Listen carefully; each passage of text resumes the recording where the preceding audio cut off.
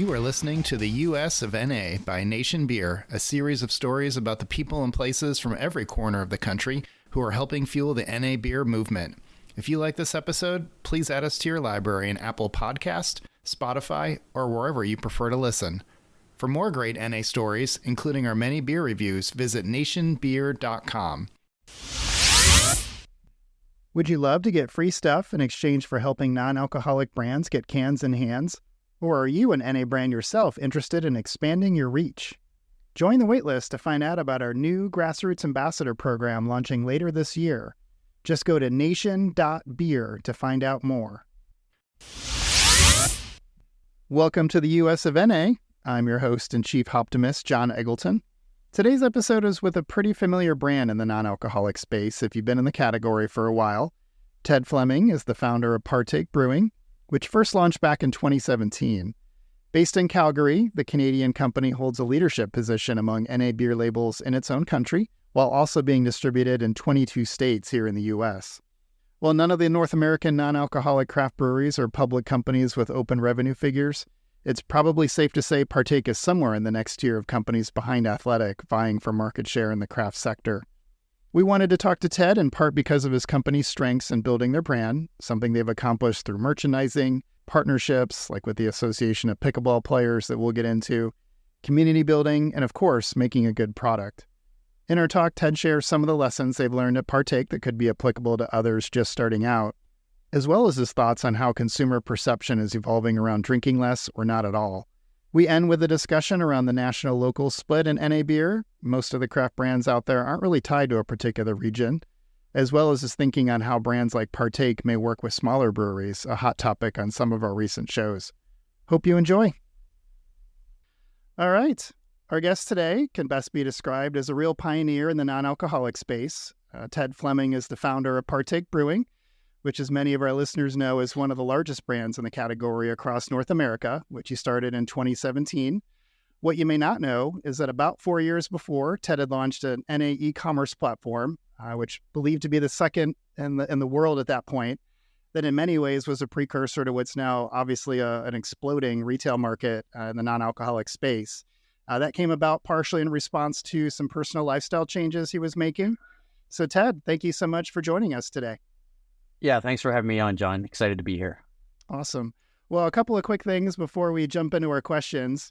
The first one is I've got and I know we're an audio podcast, so you cannot see this, but hopefully you can hear me cracking open a Partake Pilsner, also known as a Pickleball Pilsner. So I will be enjoying one of those while we go through the questions.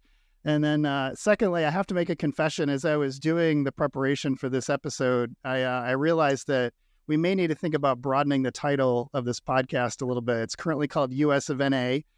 Partake, as many know, is Calgary-based. And so we never meant to exclude our Canadian friends or anyone else for that matter, but maybe need a little bigger tent. So I guess this is yet another pioneering thing you've done, Ted, as you're our first Canadian or first non-US based guest. So for whatever that's great. worth.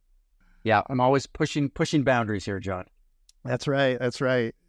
All right. So to jump right into things. So in 2017, we know that you pitched the idea for Partake Brewing on the Canadian show Dragon's Den, which you can check me on this, I think is sort of the Canadian version of Shark Tank. Would that roughly be accurate?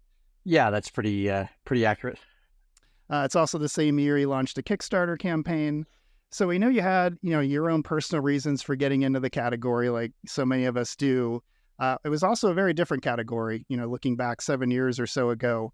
Can you tell us first a little bit how the Partake story came to be and, why did you feel strongly enough about NA beer for you to start a company around it?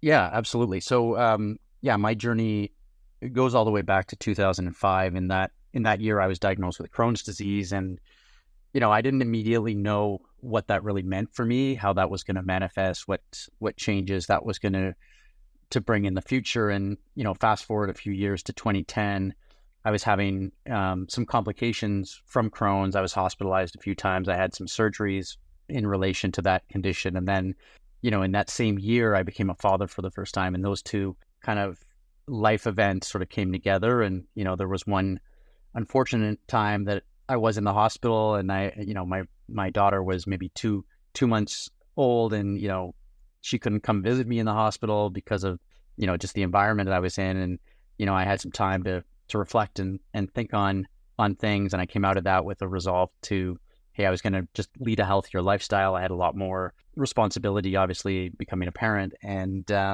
one of the keys that came out of that in terms of living healthier was, hey, I gotta make a real effort to give up alcohol. And I kind of tried to go down that path in fits and starts, but this was the motivation I needed to really make that a core aspect of my life. And a few years in, I was having some success. I'd go 6 months, maybe 8 months not drinking, and then I'd end up at a social situation and there were no non-alc drinks, and I'd be like, okay, maybe I'll have one. I haven't had any issues in a while. Maybe one, maybe two. That's not going to be a bad thing. And of course it was. And, I think one of the challenges I was faced with is there weren't great products that kept me interested from a non-alc beer side. I wanted that adult beverage that I could just feel comfortable with in a social situation and not be judged for, hey, you're drinking water. What's wrong with you? Are you an alcoholic? Like, that was the prevailing type of question you would be asked if you were not drinking when everyone else was. So, that wasn't the most welcoming and inclusive environment, and it wasn't supportive of that health and wellness goal that I had for myself and my family. So my first crack at, like, how do I solve this was, I was seeing what was going on in Europe in terms of non-alc beers. Like, some very reputable breweries were making non-alc beer, as were some well-established larger breweries. And so I discovered an online store in the UK, and I was like, okay, I'm going to fill my cart, and, got to check out, and it's like, sorry, don't ship outside the UK. So I was like, all right, well, I'll create that business in Canada. I imported a handful of products from Europe, and my business plan was basically, well, if it doesn't work out, then I'll just drink the inventory and I'll just move on to other things. And that online store got some traction. We got a lot of press early in the gate because, I was the first one doing anything remotely like this in North America. And we grew that to several $100,000 in annual sales. And eventually that was a huge factor in building community and being like an advocate for people who were like me, who were trying to go down this path, but weren't being served by the big beer companies. They weren't being served by the craft beer companies. Most of them who I talked to about partnering and working with me, they basically said, not going to work. It's not a big enough market. Just, get lost and do your tiny little business. And obviously today, a lot of those companies are jumping into the category and saying, hey, look at us, look at all the great stuff we're doing. But, back in the day, they really didn't care about the category. And it was people like me and some others that, really opened the door for what non-alcoholic beer could be. It is crazy just to think how different the category is from just 7 or so years ago when you first started out. And so now that, fast forward 7 years, Partake is, a major player, especially across North America. It's a very different market with a lot of new entrants coming into play. I mean, how has your message evolved, or how has the brand message, would you say, evolved in that time, and just your overall strategy as that's changed? Yeah, that's a really great question, and it's something that's top of mind for us right now. Is when I effectively started the category, it was really about product, right? Like, no one had made a good craft non-alc IPA, and I think we were one of the first, if not the first, in North America to really nail that. And so for the first couple of years, it was about product. It was product-led business. It was about my story and capturing those early consumers who kind of looked like me. They had a health or medical condition or religious reasons, or they were already into like health and wellness from a moderation perspective. Like, we were capturing, call it the true believers in the category. And that's changed massively. I think COVID was a huge eye opener for a lot of people who, and many of them consumers I talk to today, they say, oh, during COVID, we just overindulged in alcohol. It was too easy to have a bottle of wine or, 6 beers every night. It was just something to do for people in many cases. They weren't really thinking about it. They were just trying to get through a very difficult situation for all of us. And, I think a lot of people came out of that or even during were like, okay, this is really bad. It's unhealthy. It's not, I don't feel good the day after. It's just not a place I want to be. And then, coupled with that, a lot of the change in how the media was reporting on like alcoholism, the benefits of moderation, the new science coming out just saying, hey, there's really not a safe amount of alcohol to consume. Not to say that people shouldn't consume any, but it's just like, okay, here's the information to make a informed decision for you as an individual and balancing the risks versus rewards. And, historically the media was all about a couple of craft beers, and this and the government guidance, as health authority guidance was aligned here too, was like, 10 drinks a week or whatever it is fine. And craft beer is good for you because it has all those micronutrients, and red wine's good for you because it has certain ingredients, etc. And I think the narrative on that has changed substantially. So that corresponded with, hey, people maybe overindulged during COVID. The narrative on the science behind alcohol consumption changed. And I think people just decided, hey, we're going to, and I think in parallel, the products like Partake just advanced so greatly that it's like, hey, I can check all the boxes, including a great tasting non-alcoholic product, and fit it into my lifestyle. And I don't feel like I'm missing a beat. And, that's been a really important evolution of the category. And, we've been in a great position to take advantage of that. And then back to your original question, right now we've gone through, in the last year, we've gone through a package refresh. We're doing some new brand positioning work. So it's really about the why behind people drinking non-alc and choosing non-alc. And, for us as a brand, we really see that come to life in people they're exploring new opportunities. They're defying the odds. They're pushing limits. And, I just saw a social post today from a friend of mine, and he said, I've been into non-alc for like 6 months, and it's just opened all these windows, and I've been like the best. I've hit my sales targets. Like, I've blown my sales targets out of the water. And it's just like, wow, that's incredible. He's like, this person is living what we see in the consumer, which is like, hey, he's just a better version of himself. He's talking about how he's got a better relationship with his family. He's more active on social. He's got a better friend network. He just feels good. And that's sort of where we're going as a brand. We think Partake's a great brand and a great beer to have in hand as you're doing all these things, and to enable people to be the best versions of themselves. And what's interesting is it takes a little bit of time too, right? I mean, dry January is when a lot of people get into the category, but we hear some people say it takes a couple of months maybe to really truly get those benefits and to understand, and to, the clear-mindedness and the higher productivity and all those things. But at some point, whether that's a few weeks or a few months or whatever, the light bulb goes on and they start to see those benefits. And no, it's certainly great to see. I would add, John, like there's community around it too, like with those events like Dry January, Sober October, people posting online about how this has been a transformative experience for them to moderate or to stop drinking.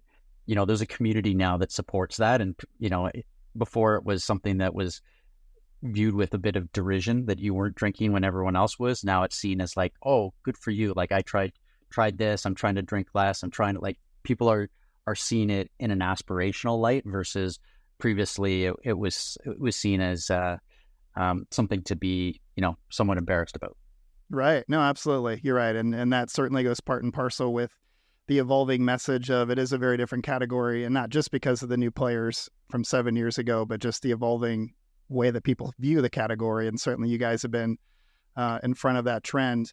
So to dig more into the brand, which you mentioned earlier, I think one of the things that we've always noticed about the Partake brand is intentionality about what you guys are trying to do from a brand perspective. And you mentioned the can redesign or the brand redesign, which translates to the cans as well. You guys are a certified B Corporation. And I think too, just even some of the in-store merchandising, which is maybe a bit of an underrated play. And it's, I think certainly in a new category like this one, or relatively new category like this one, that takes on a lot of importance, that people's first exposure to the category might be the first time they walk down the NA aisle at Total Wine or their grocery store, and how that's merchandised and displayed and how that speaks to them. Can you talk a little bit about, that from a brand perspective, and then maybe going into partnerships as well? I want to touch on, I know you have a few, but one in particular was the relatively new one with the Association of Pickleball Players, which to me is interesting because you're talking about two just exploding trends, right? Where people are drinking more non-alcoholic as part of a larger drinking trend, and pickleball is just, just taking off really across North America. So I'd love just to hear your thoughts first on the brand perspective and then how you guys view partnerships as well. Yeah, so the merchandising piece is really important, right? Like we're trying to intersect with consumers who are like, hey, they're looking at the non-alc shelf. Maybe they've come into the category through another brands, and we think we're one of the top brands in the category. We won awards across the globe for taste, and I always tell my team, it's like, hey, we won these awards in a pure beer competition. It's all about taste and head retention and the look and being true to style, and calories is never a consideration. Like, it's not something that you judge beers on, and yet we do that in a 10 to 30 calorie format across all of our beers. And from a consumer perspective, we want to make sure, okay, if you're looking at the non-alc shelf, you see the nice branding of Partake, you see the big brand name, but you're also seeing, hey, 10 calories or 30 calories. We're trying to, really win within the retail environment and speak to consumers when they're there at the point of purchase. And then, how does that tie into partnerships, right? Like, as you said, we did this partnership nationally in the US with the APP. It's been a phenomenal partnership. Yeah, two kind of movements that came out of COVID. Pickleball has just accelerated since COVID, and so has non-alc beer. So it seemed like a really great fit. Pickleball is really about community and inclusiveness, and that's what we're about as a brand, and more largely as a category, and health and wellness as well is obviously wrapped up in those two things. So it seemed like just a really fantastic partnership. And then we were able to, we bring that to life at all the APP events where they're activating, sampling, talking to the players, customers, fans, coaches, media that are at all the events. But we also do that in the retail environment. We did a special package that used the APP branding, used our branding. We worked with a set of retail partners where we said, hey, we're going to do this special activation. Give us extra visibility in stores. So Total Wine and More was a great partner to give us a big end cap display for 6 weeks.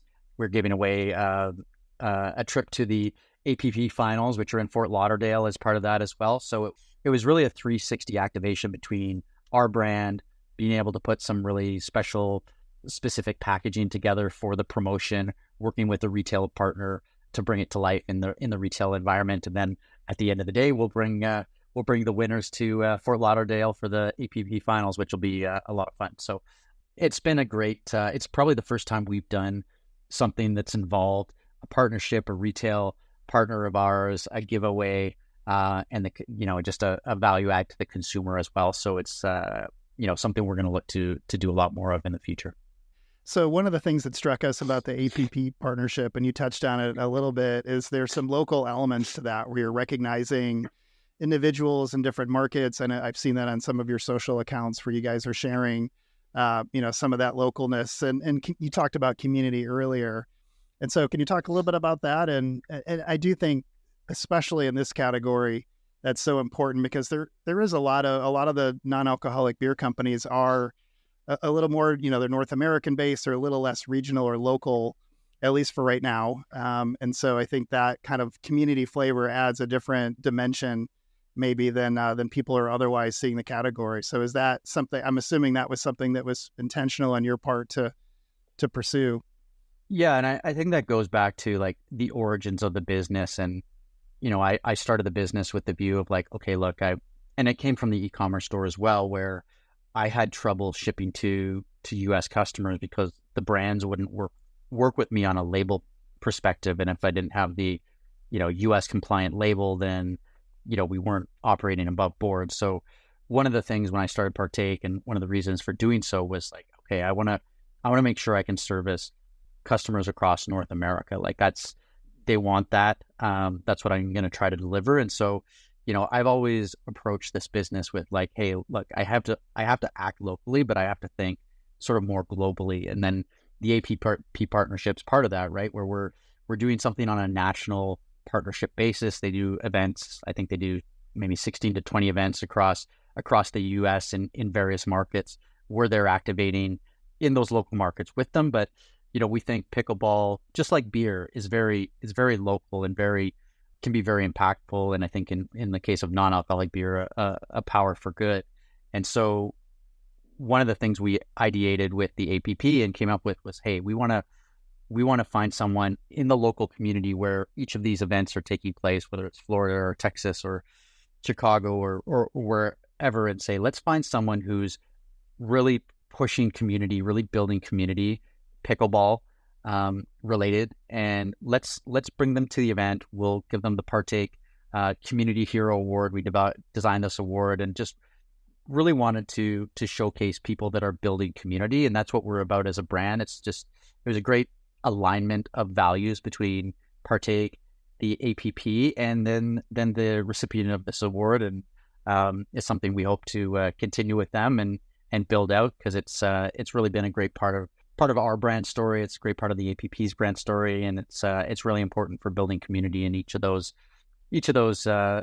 markets. And I think we're doing some great work recognizing the people that are building community from the grassroots level. From a brand level or from a narrative level, you're right. Those two are very parallel, pickleball and non-alcoholic beer, in terms of values, as you mentioned, and both kind of going in the same direction. So anytime you can align yourself with similar-minded entities or organizations like that, it certainly makes a lot of sense. I want to go back to, you were talking about the low calorie count, which I think anybody who's familiar with Partake, sees that as really core to the brand. So I was just curious if that, was that from the inception that you saw as something you had to do to keep that under a certain amount? How do you see that as the category has evolved? Yeah, I think it's a core part of who we are. It's not what we lead with, because the taste, I think, is like that universal, like it has to taste good, right? The calorie piece is really important. Like I'm unfortunately was additionally diagnosed with diabetes a few years ago. All of a sudden, hey, low carb, low calories is really a fantastic aspect of the beer for me. But we hear that through our community, through our social listening, that people are like, wow, it tastes great, but the calorie count just makes that world of difference of why I choose Partake maybe versus some other beers, that non-alc beers that taste good as well. And add to that B Corp, what we stand for as a brand. And then I think there's also an element of, hey, I want to have something that's cool and I'm proud of that's in my hand when I'm in those social situations. And I think Partake delivers from a brand perspective. So it's certainly important. It's not our lead thing we communicate, but it's definitely woven into a lot of our storytelling. And I think health and wellness is a huge tailwind behind non-alc for sure. It's people that can drink alcohol but are choosing not to, largely for health and wellness reasons and mindfulness. If you can deliver on taste and calories the way we do, and I don't think there's any other beer company that does that the way that we do, then we're gonna benefit from a lot of people exploring the category and hitting them where it's meaningful, taste and calories. So let's shift to talk about the portfolio mix a little bit. And I know you guys have had some recent additions or introduced some new style flavors here recently. I believe you've got the 2 IPAs, a pale, a blonde, peach goza, and of course the Pilsner that we're drinking right now. And then more recently, I think, was the Mexican style cerveza, and I don't know if the Dunkel is new or if that was bringing that one back. And I know there's been some other ones that have cycled in and out. I think you had a red ale at one point. So just curious your thoughts on kind of overall portfolio strategy. Do you feel like you want to have a balanced mix? Is it, you mentioned social listening and kind of paying attention to what your customers are asking for, but what does that look like for you guys? What does that process look like?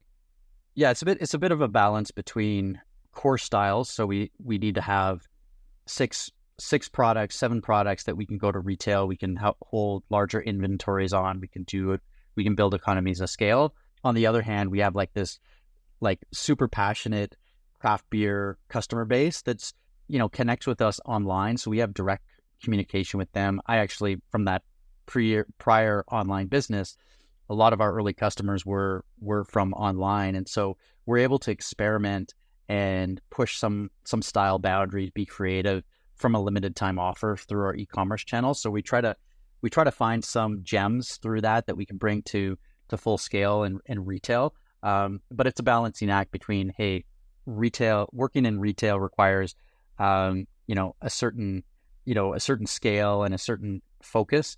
but also being true to our craft beer roots and being able to innovate and really wow, surprise, and delight customers with innovation from an e-commerce perspective. So that's how we try to balance both, core business and innovation and keeping things fresh and new. Right. So we've seen a couple of other NA only or NA breweries move into non-beers and the non-alcoholic mix. And RTDs are obviously a hot category, both in the alcoholic and non-alcoholic world. Is any interest or any possibility of expanding there, or are you guys going to stay focused on the craft beer segment? Yeah, I think for now we'll stay focused on beer, albeit those areas are certainly of interest to us, and I think our brand can extend into those areas. I think we have a great brand name that it was created because of that personal experience I had, where it's like, okay, I want to have something to drink in those social occasions where other people are drinking. I just want to partake with everyone else. So I think our brand would really extend into some of those areas quite nicely. Whether we do that or not remains to be seen. But I think there's some great brands out there that are exploring that space, and we'll keep an eye on whether we think that's right for us. We've talked a lot about this show. In fact, our last episode that we just published, we talked a little bit about it as well. Just kind of the national and local mix and the whole, if you want to call it, craft beer culture. And so much, I think, of craft beer culture stems from your local brewery. Going to your local brewery, having a beer on draft. Meeting your community neighbors, friends, etc. And we were talking earlier about how NA, a lot of the companies, including Partake, are you have to act locally, but think, on a global basis, or really balance the two of those things. How do you think that's going to evolve? I know right now there's not very many local breweries, at least here in the U.S. and most of the markets that we're in or we've been to. I think there's a few exceptions, maybe Minneapolis, just due to ABV, kind of a unique circumstance. There's a handful of others that may be a little further along, but for the most part, that movement has not really reached the local breweries just yet. I think a lot of them are trying to figure that out. So, I think just kind of balancing the local beer on draft, which is not really a big thing right now for a number of reasons, in the NA space. How do you think that balances out, especially for national brands like Partake? Yeah, I think with NA, again, we started with being national, not just in Canada, but in the US as well as our vision. The regional players who are entering non-alc are it's just an additional SKU for them, and how does it plug into existing systems for them? There are some technical challenges in brewing non-alc beer that maybe a bridge too far for a few breweries as well. So there are challenges there. Like, we've seen a lot of success as a pure play NA beer brand partnering with local craft breweries and saying, hey, we're not competing against you for draft handles or anything else in your market. Let's partner and offer our beer in your tap room, so that when someone comes in who's not drinking, you've got a great option for them, something unique, and we can be symbiotic that way. I see some regional players having success. I think the challenge for them will be, like, how does their brand extend nationally? Because you can see strength from those breweries on a regional basis, sometimes on a metro market basis, but as they extend into markets further afield, they have a real tough time translating their brand, whereas a brand like Partake is not specific to a region. It's not known to be specific to a region. We're not Rocky Mountain beer, and we're not the Pacific Coast beer, which sometimes can extend, but we're not pegged to a certain region. So that's a bit of the dynamic going on as well. And then again, there's some complexity to, okay, if you're going to enter non-alc, is it with one SKU? Is it with 3? Is it with 6? Like, how are you going to play there? So, I think there are some challenges for the regional guys. It's, put my consumer hat on for a minute. It's great as a consumer. You're just getting a lot of choice and the envelope of innovations being pushed. And, that goes back to the discussion about RTDs and non-alc wines as well. So I think overall it'll be great for consumer, but, how this all plays out, I've got, my crystal ball is cloudy like many other people's, but those are just some of my thoughts. No, that's well said. No, and I'm glad to hear you mentioned the partnership side, and who knows how that's going to play out from a brand perspective as well. But you're right. I mean, if I walk down, let's say my local brewery which in my case is 5 blocks away from me. If I walk down there and they have an NA and I drink some NA there, it's not really going to alter how much Partake or any other national NA or regular beer, if I were drinking regular beer for that matter. It's not really going to compete or really change market share there. But, how that could play out, I think, in terms of partnerships is interesting. We had Lars Dahlhaus on from Momentum. We recently talked with Kevin Barnes from Beagle Puss, obviously 2 newer breweries that are just getting off the ground. And they both talked about the possibility of partnering on a local level. And who knows what that'll look like you said. But it is interesting. And hopefully in some form or fashion, the local breweries will be able to participate, because I think, that does kind of rising tide could lift all boats in that case. So last question we have for you, Ted, and it's a similar question we've asked of other guests as well. So we'll fast forward 5 years, which for you would be, I think, year 12 for Partake. What's your vision for the brand, based on how the first 7 years have gone, and what are you guys hoping to accomplish, I guess, in this next stage of your growth? Yeah, great question. Like we've been at this. I've been at this for over a decade, and Partake, 7 years. So within the category, at least with the category context, we're one of the OGs for sure. That being said, we've had great success in Canada. Like we're a number 1, number 2 brand up there with the likes of Heineken and Budweiser. So some small brands like that, and little Partake. So very proud of what we've accomplished on the Canadian side of our business. In the U.S., we're earlier on in our development. We're in about 22 states. From a distribution perspective. So, fast forward a few years, we'd love to be in all 50 states. We'd love to have, some of the retailers that we're not currently partnered with to extend the success we've had in the likes of Total Wine and Whole Foods and Wegmans, Binny's, a whole lot of successes, mostly on a regional basis, but we'd love to extend that nationally and work with retailers like H-E-B and Publix. We think are great future partners for us. Kroger, Safeway, Albertsons as well is on the list for us for 5 years. I'd love to have, a much bigger team in the U.S. We're about 12 people right now. I could see us getting to 35, 50 people in the U.S. if things all go to plan, and being a brand that people think of when they think of non-alc beer, Partake being one of the brands that comes up as a leader and a pioneer and one of the best. Well, I'll put in a little plug for Publix. Being based in the Southeast U.S., Publix is pretty dominant around here, and their NA section could use some love, if I'm being honest. So would love to see you guys help them with that and offer a little bit more choice, and obviously some of those others that you mentioned as well. We would be happy to do that. Excellent. Well, Ted, I really appreciate you taking some time with us today. We really appreciate what you guys are doing in the category. I know our listeners do as well, and some of the unique things you guys are pushing within the category that we've talked about, whether it's from a brand or a partnership or just what you're doing overall in the community space. So thank you for that. This has been great. Yeah, thanks, John. It was great to be on. Love connecting with people on LinkedIn, so please feel free to look me up there. You can get us at drinkpartake.com, anywhere in the U.S., plus the retailers I mentioned. And I'll pick up on the local brewery discussion. We'd love to partner with anyone out there that is looking for an NA and looking for a top brand that is focused just on NA like Partake is. Well, thanks again to Ted for sitting down with us today. We've got some really great episodes coming up. One is with the dual co-founders of another non-alcoholic brewery based in New England, and another with the president of a nonprofit organization tasked with lobbying Congress on behalf of the beer industry, who has some data and insights to share about NA. So make sure you're subscribed wherever you listen to us. And if you like what you're hearing, we'd love for you to give us a review as well, as that helps the algorithms find us a little easier. Until next time, a tip of our frosty glass to all of you. See you then.